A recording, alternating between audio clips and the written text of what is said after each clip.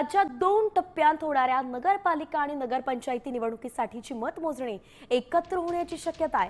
2 टप्प्यात होणाऱ्या या निवडणुकीची मतमोजणी एकत्रित करता येईल का अशी विचारणा हायकोर्टानं निवडणूक आयोगाला केली आहे आणि म्हणून उद्या होणारी मतमोजणी लांबणीवरती पडण्याची शक्यता आहे। आज 264 नगरपालिका नगरपंचायतींसाठी मतदान होत आहे। उर्वरित 24 नगरपालिकांसाठी 20 डिसेंबरला मतदान होईल आणि त्याची एकत्रित मतमोजणी 21 डिसेंबरला होण्याची शक्यता आहे। अत्यंत मोठी बातमी आपण पाहतोय।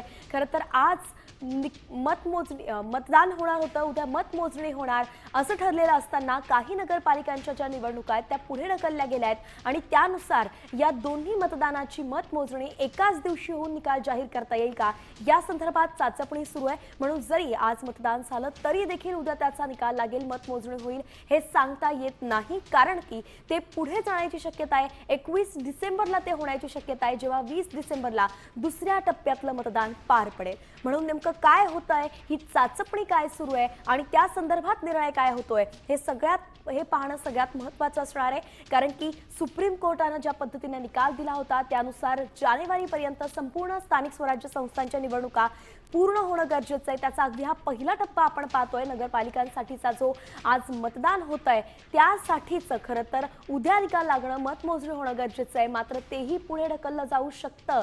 अगदी 21 डिसेंबरला दोन्ही टप्प्यांचं एकत्रित मतमोजणी होण्याची शक्यता आहे आणि त्या संदर्भात बोललं गेलेलं आहे, चाचपणी सुरू आहे। अत्यंत मोठी बातमी आपण सध्याची पाहतोय। या क्षणाची सगळ्यात महत्त्वाची बातमी, राज्यातील 2 टप्प्यात होणाऱ्या नगरपालिका नगरपंचायती निवडणुकीची मतमोजणी एकत्र होण्याची शक्यता आहे।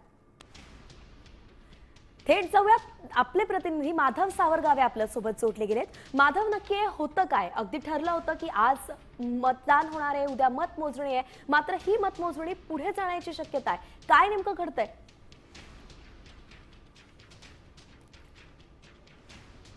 वैष्णवी, 4 नोव्हेंबरला इलेक्शन कमिशनने राज्यातल्या 288 नगरपालिका नगरपरिषदेच्या निवडणुकांची घोषणा केली होती।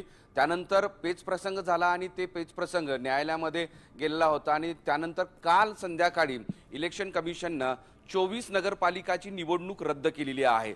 सोबतच जवळपास 154 जागा ज्या वेगवेगळ्या 76 नगरपालिका नगरपरिषदच्या होत्या त्या सुद्धा स्थगित केलेल्या आहेत। हा 20 नगरपालिका आणि त्याबरोबर 154 जागा स्थगित केल्यानंतर आज जी निवडणूक प्रक्रिया पार पाडते त्या निवडणूक प्रक्रियेचा निकाल उद्या होता, पण तो उद्या होईल की नाही यावर प्रश्नचिन्ह आहे।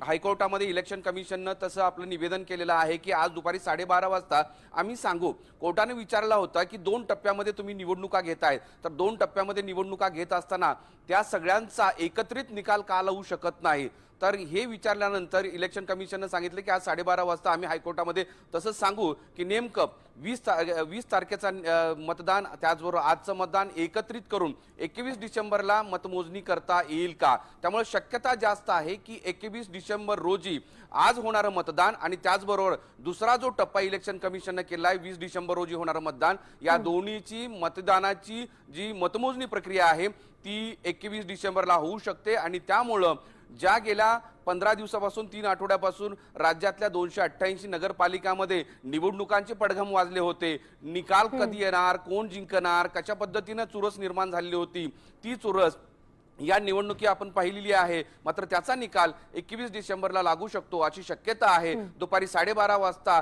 हे कळेल की राज्यातल्या या 288 नगरपालिका नगरपरिषदाच्या निवडणुकीची प्रक्रिया त्याच मतदानाची प्रक्रिया पूर्ण झाल्यानंतर मतमोजणी कधी होऊ शकते।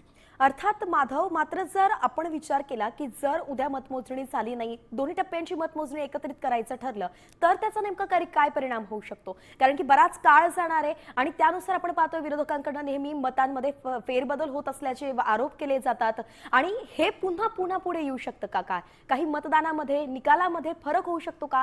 असं काही होऊ शकतं का? काय परिणाम होऊ शकतात याचे?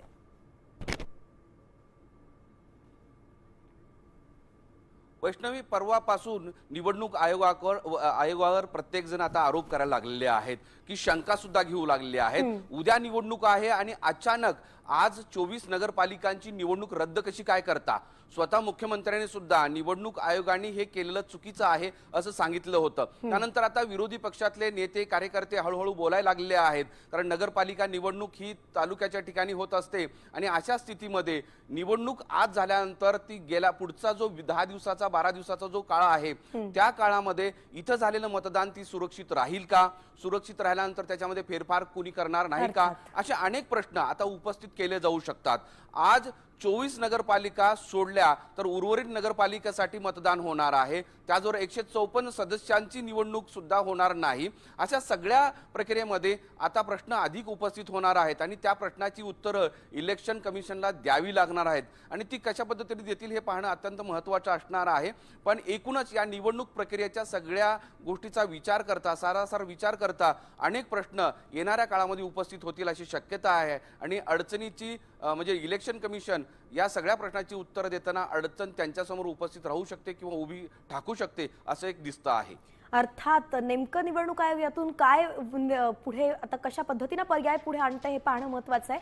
माधव, आपल्याकडून असेच या संदर्भातले प्रत्येक अपडेट घेत राहू. तुर्तास अगदी सविस्तर विश्लेषण आपण आपल्या प्रेक्षकांसाठी केलंय, त्यासाठी धन्यवाद. देश विदेशातील प्रत्येक घडामोडींचे लाईव्ह अपडेट मिळवण्यासाठी आता साम टीव्हीच्या सर्व सोशल मीडिया प्लॅटफॉर्मला लाईक, फॉलो आणि सबस्क्राईब करा. तसंच सर्व नोटिफिकेशनसाठी बेल आयकॉन प्रेस करायला विसरू नका.